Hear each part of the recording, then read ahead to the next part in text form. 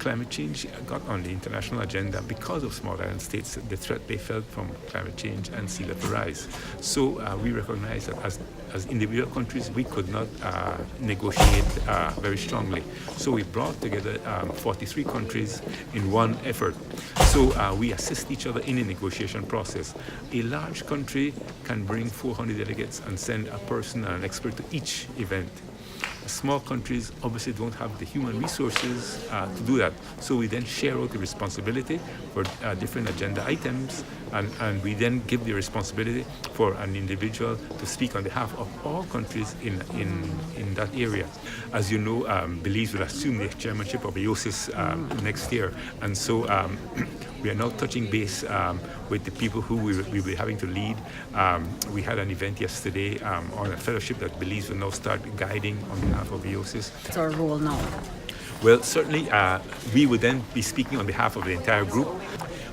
We will then also be chairing the sessions, ensuring that we have somebody covering each issue, providing support to whoever is doing that work.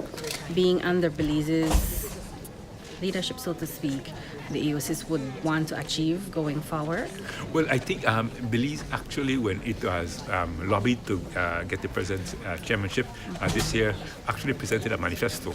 And that was done by the permanent mission in New York, because that is where most things operate during the year before we actually go to a COP or a negotiating session or any other meetings that are held. Well, one of the things was to continue to defend the position that for SIDS, we are the most vulnerable group of countries to climate change.